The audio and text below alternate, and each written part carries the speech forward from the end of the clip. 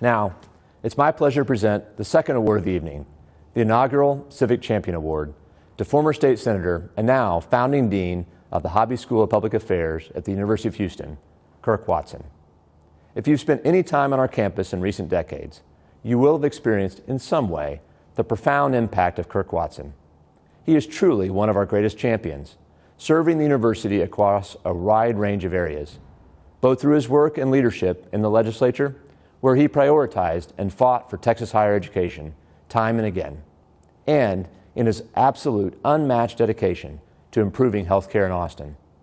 His vision and support helped lead the creation of the Dell Medical School, along with so many other life-changing and life-saving organizations and initiatives, including the Livestrong Cancer Institutes. The Civic Champion Award will not be given every year.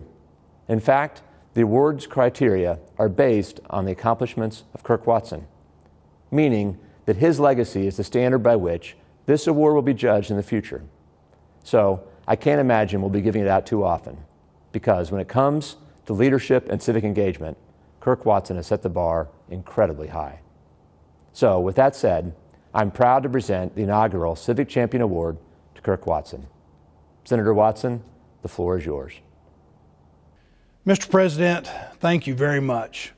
That was really nice. I'm deeply touched by this recognition. It's meaningful to me because it comes from the University of Texas.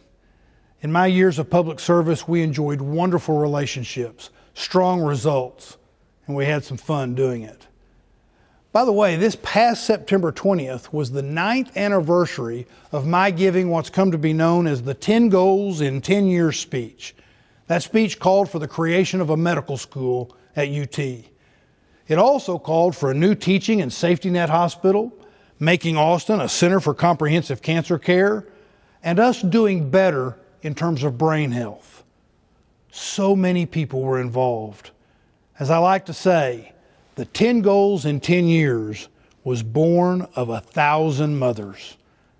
It was a tremendous example of collaborative, successful civic engagement. And today, we enjoy enormous progress in brain health, including looking forward to a new Austin State Hospital, the already mentioned Livestrong Cancer Institutes, Dell Seton Medical Center on the UT campus, and of course, Dell Medical School at the University of Texas. In fact, I'm recording this message in the auditorium of the Health Learning Building of the Dell Medical School.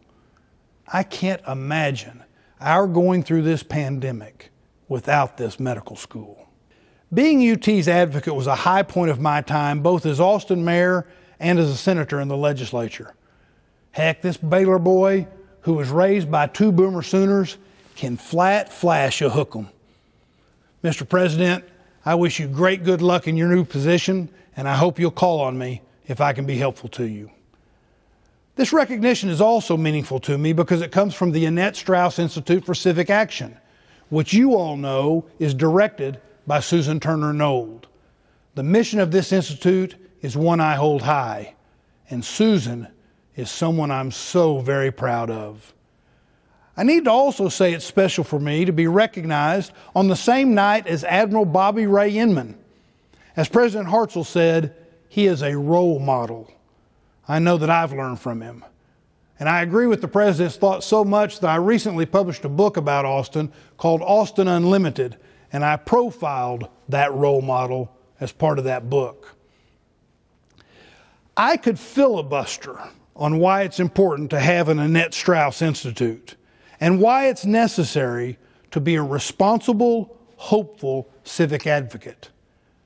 All of my life, I've been moved and motivated by those who see themselves as part of a community, distinct parts of the same body, and who seek to serve the others in that body.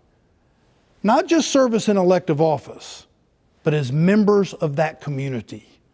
They bring their individual talents, sensibilities, desires, and hopefulness to recognizing we're all in this together, and we're all called to contribute to the body and to each other.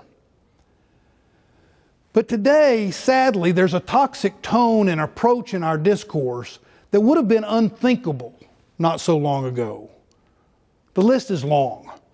The seeming normalization of racism and the demonization of the other person, a disregard for objective truth, facts, science, and expertise, a loss of the sense of shared responsibility, and us versus them, all or nothing, winner take all attitude.